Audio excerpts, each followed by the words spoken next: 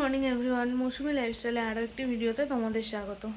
আর হচ্ছে সকালবেলা আগে আমি ঘর তো এখন গোছাচ্ছিলাম, হয়ে গেছে এই ঘরটা গোছানো। তো যাই হোক, আর তারপরে যাব হচ্ছে আজকে ঠাকুর ঘরে। আজকে তো ঝুলন, তোমরা জানোই। তো সেই হিসেবে ঠাকুর ঘরটার একটু পরিষ্কার করার ব্যাপার আছে, সেগুলোও করব। তারপরে ঠাকুর ঘর সাজানোর ব্যাপার আছে ফুল টুল দিয়ে, সেগুলো আস্তে আস্তে সবই শেয়ার করব। আপাতত এই ঘরটা আমি পরিষ্কার করলাম। তোমাদের আরেকটা জিনিস দেখাই। এই দেখো, আজকে বারান্দাটা ক্লিন হয়ে গেছে। এখানে কত গাছ ছিল, মানে গাছ না, টব ছিল, গাছগুলো মরে গেছিলো এইসব জায়গা দিয়ে। এখানে এখানে সেগুলো সব বের করে দিয়েছি, করে এখানটা পরিষ্কার যতটা করে দেওয়া যায় ঝাঁটা দিয়ে করেছি। বাকিটা হবে পরে, কারণ এখনও এইগুলো নামানো বাকি, যেটা বাপি করবে। তারপরে এই ঘরটা মোছা হবে। তো ওগুলো সব আজকে ওপরে উঠে যাবে টবগুলো, কারণ এই গাছটা বের করা পসিবল না, কারণ বুঝতেই পারছি এইভাবে বেরিয়ে তাই ছড়িয়ে গেছে। তো এটা এখানেই থাকবে, কোনো অপশান নেই।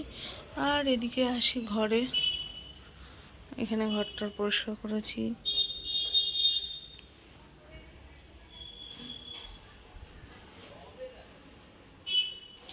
এই হয়েছে। আর যেহেতু বেলা হয়ে গেছে, খাবারেরও ব্যবস্থা করতে হবে। আমি ঘর পরিষ্কার করছিলাম বলে বোন গেছে খাবারের ব্যবস্থা করতে। ওই যে, কি মারছিস?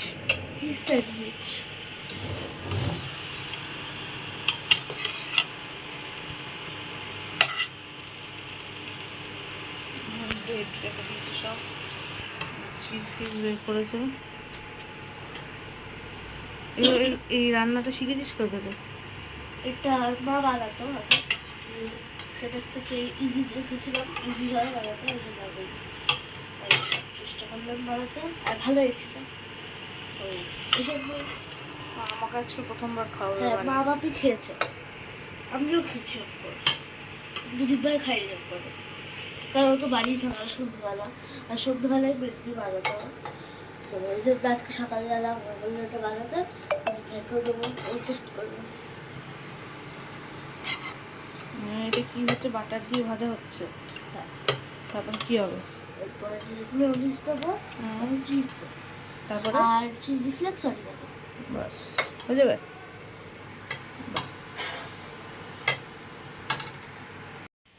কেমন আছো সবাই?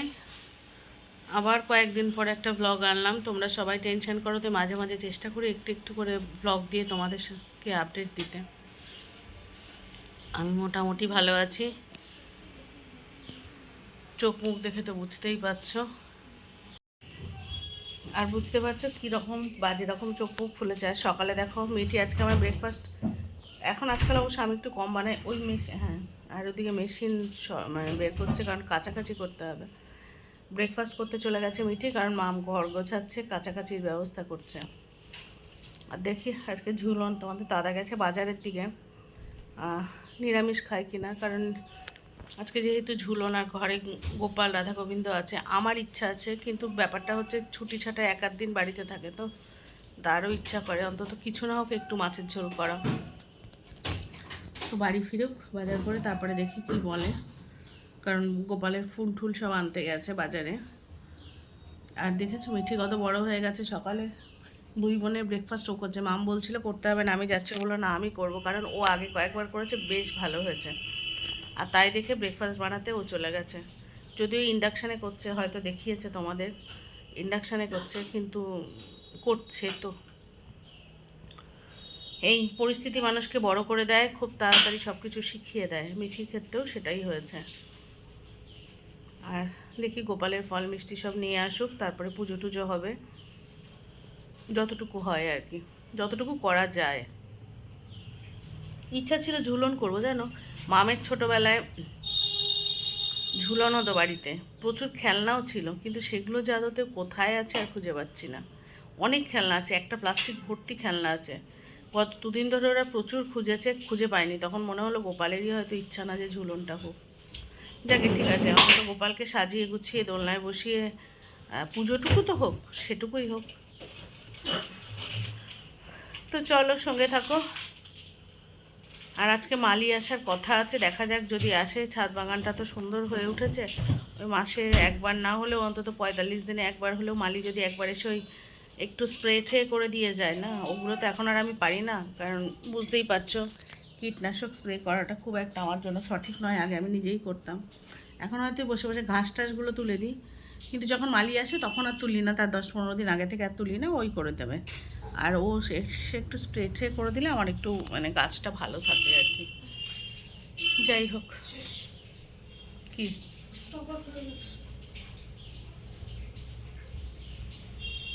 তো চলো সঙ্গে থাকো। ঘরে চলে এসেছি, ঘরটা একটু ঠান্ডাও, ঘরে দেখছিল দরদর করে ঘামছিলাম। মিঠি এখানে এসে আঁকছে দেখে এই ঘরে ঢুকে গেলাম। আর দেখো বিপদ যখন আসে কিভাবে আসে চারিদিক থেকে।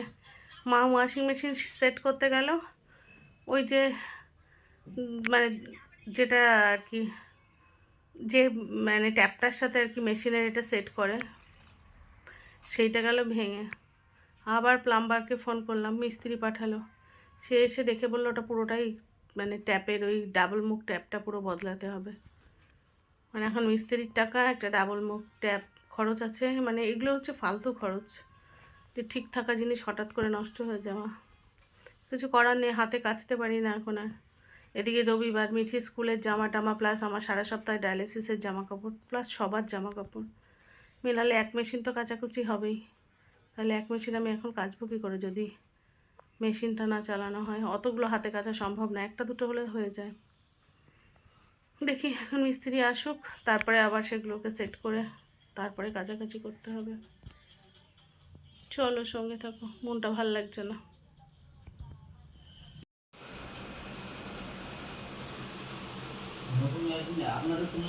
নিচে প্লাম্বার কাজ করছে, তোমাদের দাদা আছে ওখানে, আর আমি ওপরে চলে এসেছি, মালি এসছে।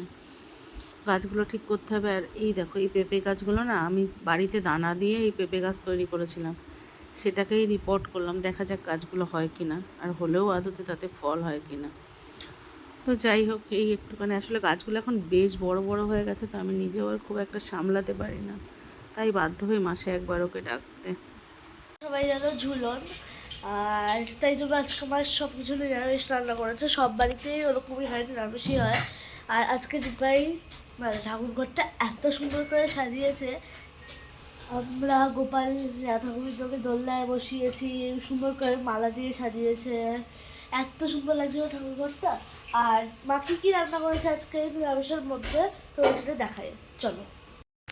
এখানে ফার্স্ট একটু মানে কালকে রান্না হয়েছিল মানে সোয়াবিন আলু পটলের তরকারি, একটু রয়ে গেছে, সেটাই গরম করে দিয়েছিল। এখানে আছে বেগুন ভাজা, নেক্সট এখানে আছে আছে এখানে আলু ঢেঁড়স ভাজা, লেডি ফিঙ্গার। আচ্ছা, এখানে তো অফকোর্স ওদের জন্য ভাত আছে, আর এখানে আছে ডাল। এটা কিসের ডাল গো? অরহর ডাল। আচ্ছা, এটা অরহর ডাল। তো এই রান্নাগুলোই করেছিল মা আজকে। নিরামিষ তো নিরামিষ খাবারই করেছিল। আর আমি এখানে দেখছিলাম জুরাসিক ওয়ার্ল্ড অ্যানিমেটেড ওয়াশনটা। তো চলো এবার পরে দেখা হচ্ছে আবার, বাই। তো স্নান দান হয়ে গেছে, বুঝতেই পারছো, স্নান টান করে মিঠিকে ভাত দিয়ে, মিঠি একটু আসতে দে। তো মিঠিকে আগে খেতে দিয়ে দিলাম, কারণ মাম গেছে ঠাকুর ঘরে, তাই মামকে আর দিতে পারলাম না। আর যে মেশিনে কাছাকাছি হচ্ছে আজকে প্রচুর, তোমাদের দাদা গেছে সেগুলো মেলতে, ও স্নান করবে, তারপরে আমরা তিনজনে খাবো। আর দেখলে তো ছাদটা আজকে একটু পরিষ্কার করালাম, মাঝে মাঝে একটু না করালে এখন তো আর পারি না। আর অত সুন্দর গাছগুলো নষ্ট হয়ে গেলে না খুব কষ্ট হয়, সেই জন্য ওই প্রায় এবার কতদিন আমারটা অত ঠিক মনে নেই, মাসে না হলেও প্রায় 40-45 দিনে একবার চেষ্টা করছি করাতে। যাই হোক, আর মাঝখানে আমি দুবার গাছের গোড়ায় খাবার দিয়েছি, আর একবার একটু ঘাস পরিষ্কার করে দিয়েছিলাম, তখন ওই ছোটো ছোটো ঘাস ছিল সেই অবস্থাতে। আর আজকে ডাকার মেন উদ্দেশ্য ছিল, আমার সুন্দর সুন্দর দুটো পেঁপের চারা হয়েছে, খুব সুন্দর। তো পেঁপের চারাগুলো আমি তৈরি করেছি বাড়িতে, ওই যে আমি মাঝে মাঝে পাকা পেঁপে খাই না, সেই পেঁপের দানা দিয়ে। এখন জানি না ফল হবে কি না, কিন্তু গাছগুলো খুব সুন্দর হয়েছে, খুব সুন্দর।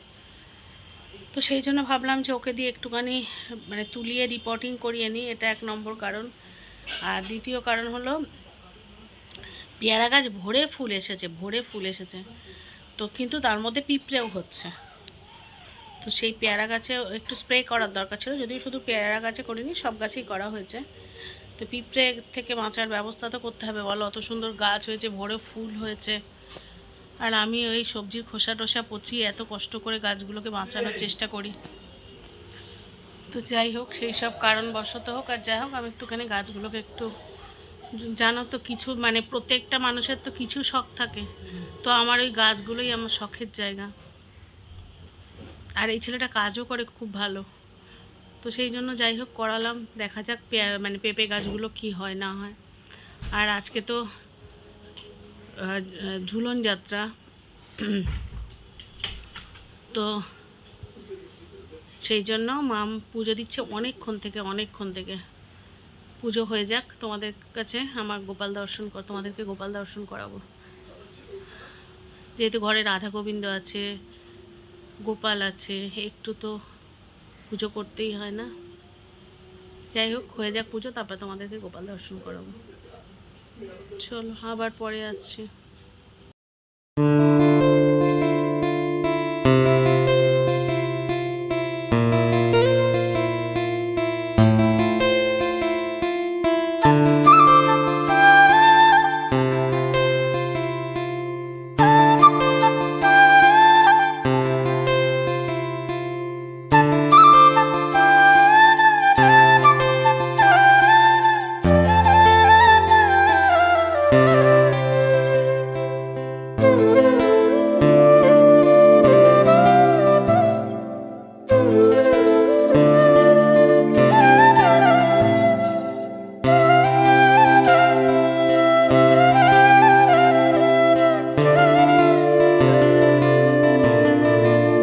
পড়িয়ে জাস্ট বাড়ি এলাম, আর বাড়ি এসে বাড়ির সিন একটা তোমাদের দেখাই। প্রথমত মায়ের শরীরটা খারাপ, তার থেকেও আরেকটা জিনিস যে এখন মার শরীর খারাপ, কিন্তু তার থেকে মায়ের শরীর খারাপ বলে মন আরেকজনের বেশি খারাপ, সেটা আগে দেখাই। দাঁড়ো, তার জন্য যার শরীর খারাপ সেই থেকে এখন মানে সান্ত্বনা দিচ্ছে। দাঁড়ো তোমাদেরকে দেখাই কে সেটা। দেখো মায়ের ছোট লাডলি। কি গো, তোমার না শরীর খারাপ আর তুমি ওকে সান্ত্বনা দিচ্ছ? কি হয়েছে অমিঠি? বেড়াল ছানার মতো কোলে ঢুকে রয়েছে মায়ের। ওর কি হয়েছে মা, তুমিই বলো। কই দেখি একটু মুখটা দেখি, মুখটা বের করছে একটু একটু। মায়ের শরীর খারাপ আর মন ওর খারাপ,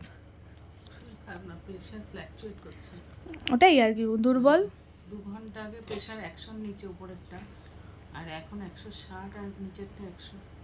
আর 2 ঘন্টা আগে উপরেরটা 100 না 97, আর নিচেরটা 73। আর সেটা 2 ঘন্টা বাদে 160, আর এখন 159/100। হঠাৎ করে বেড়ে যাওয়ায় কষ্ট হচ্ছে। এই যে ভিজে রুমাল নিয়ে ঘাড়ে পিঠে দিচ্ছিলাম এতক্ষণ, অমিঠি বরফ নিয়ে বসে আছি, মাথার উপরে বরফ দিয়েছিলাম। বরফটা জল হয়েছে না অনেক সবে, এখনো মানে আওয়াজ হলো জলটা পুরো বরফ ভাঙার। ওই দেখো মায়ের কোলের মধ্যে বিড়াল ছানার মতো শুয়েছে। এখানে বাপি রয়েছে, অফিসের কাজ করছে। আমি সবে এলাম, এসে দেখি বাইরের দরজা বন্ধ, ঘরে কেউ নেই। আমার কাছে চাবি ছিল, তাই আমি ঢুকে গেছি। ডিভানে শুয়েছিলাম, তোর বাবা ঘরে নিয়ে এলো। ভালো করেছে। ডিভানে শুয়ে টিভি দেখছিলাম, ভাই এত কষ্ট, চান করছে শরীরটা। ঠিক আছে, ওই দেখো ওরে বাবারে, আমার আমায় নেবে এরম করে? বল হয়ে গেছিস। ও কি ছোট? বলো তুই ওকে এরম করে নিবি। আমি ওকে ওরম করে নেবো, আর আমাকে কে নেবে? তোর বোন নেবে, তুই তোর বোনকে নিবি, তোর বোনকে নিবি। ও ছোটই থাকবে, এইটা হচ্ছে শেষ কথা, তাই তো মিটি? আমি সবার কোলের মধ্যে আদর করবো। ও তো বাড়ির ছোট্ট মেয়ে। ও মিটি, বেড়ালটা একটু তাকাও।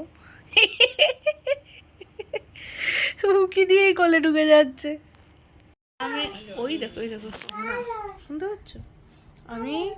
আমার কাছে এক সেট চাবি থাকে, আমাদের বাড়িতে সবার নামে নামে সেটার চাবি আছে।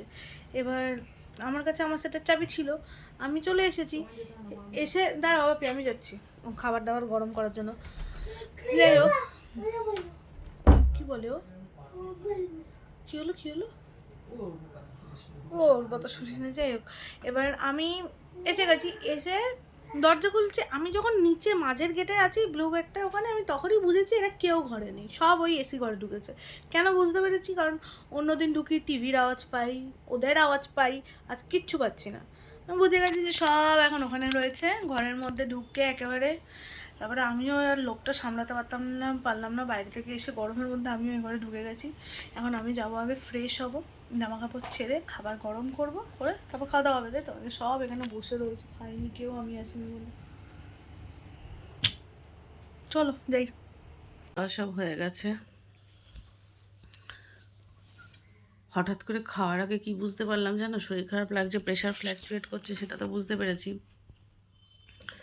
হঠাৎ করে আমার কি মনে হলো যে আমার এত খারাপ লাগছে কেন, শুধু প্রেশার ফ্ল্যাকচুয়েশনে না অন্য কিছু।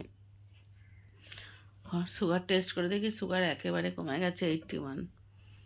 মানে এত কষ্ট হচ্ছিল হঠাৎ করে সুগারটা অতিরিক্ত কমে যাওয়ায়। আমি ভেবেছিলাম প্রেশার ফ্ল্যাকচুয়েট করছে, আর দেখলাম না, সুগারটা অতিরিক্ত কমে গেছে 81। তাড়াতাড়ি করে মামকে বললাম চিনি নিয়ে আয়, কাঁচা চিনি খেলাম 2 চামচ, আর জল দিয়ে গুলে খেলে সেই তো আবার লিকুইডটা ঢুকে যাবে। আর মাম একটু ঘরে ক্যাডবেরি ছিল, ডার্ক চকলেট, ওই আমার ভাইয়েরা এসেছিলো নিয়ে এসেছিলো, সেটা আর খোলা হয়নি, তো সেটা বের করে খানিকটা দিল। ওই সব মিলিয়ে তারপরে দেখলাম না, শরীরটা বেশ ঠিক লাগছে। হ্যাঁ, তারপরে খাবারও খেলাম, এখন মোটামুটি ভালোই আছি। তো যাই হোক, এই আমাদের একটু এলোপাথারি হয় মাঝে মাঝেই, ঠিক হয়ে যায় মাঝে মাঝে। আসলে কি, সুগার প্রেশারটা যদি ঠিক থাকে তাহলে শরীরটা ঠিক থাকে, আর যদি এগুলো গন্ডগোল করে, শরীরের অন্য সব ঠিক থাকলে সুগার প্রেশারটা আমাদের যখন তখন বাড়তে পারে, যখন তখন কমতে পারে, আর তখনই হয়ে যায় সমস্যা। আর এই শুয়ে শুয়ে শুয়ে শুয়ে দিন কাটে, খুব একটা কাজকর্ম করি না, মাঝে মাঝে করি, আর যে সময় করি আমি চেষ্টা করি তোমাদের সাথে ব্লগ শেয়ার করার। তোমরা বলো মৌসুমি কেন দাও না, বুঝবে আমি যখন দিচ্ছি না তার মানে নিশ্চয়ই কারণ আছে, হয়তো শুয়ে আছি, তা বলে বেশি খারাপ অবস্থাও নয়। মাঝখানে যেমন অতিরিক্ত একেবারেই মানে চোখ মুখ ফুলে, এখনও ফুলছে, এটা অস্বীকার করে লাভ নেই, কখনো ফুলছে কখনো কমছে, তার মধ্যেও কখনো খারাপ থাকলে কখনো ভালো থাকছি, মানে দুটো মিশিয়ে চলছে। যাই হোক, এইভাবে দিন চলছে, এইভাবেই জানি না কতদিন চলবে, তবে চলছে এখনো অবধি। আর যেটুকু পারি তোমাদের সাথে শেয়ার করার চেষ্টা করি। তোমরা প্লিজ, তোমাদের কাছে একটা রিকোয়েস্ট, যেটুকু মানে ব্লগ শেয়ার করছি তোমরা একটু শেয়ার করো, সঙ্গে লাইক কমেন্ট করো। আর হাইপের অপশানটা অনেকেই পাচ্ছ না, অনেকেই বলছো, কমেন্ট সেকশানের ওখানটা একটু স্ক্রল করো, ডান দিকে একটু দেখো, স্ক্রল করলে দেখবে তোমরা হাইপ অপশান ঠিক পেয়ে যাবে। একটু হাইপ করো, যাতে আসলেও কি চ্যানেলে মানে ভিডিও কম দিচ্ছি তো চ্যানেল বসেও যাচ্ছে, কিন্তু কি করব, করার মতো পরিস্থিতি থাকছে না। যাই হোক, ব্লগটা একটুও ভালো লেগে থাকলে লাইক কমেন্ট শেয়ার করো। আর নতুন কোনো বন্ধু আমার চ্যানেল ভিজিট করে থাকলে চ্যানেলটা সাবস্ক্রাইব করে পাশে দেখো। দেখা হচ্ছে নতুন ব্লগে, ততক্ষণের জন্য সবাইকে শুভরাত্রি।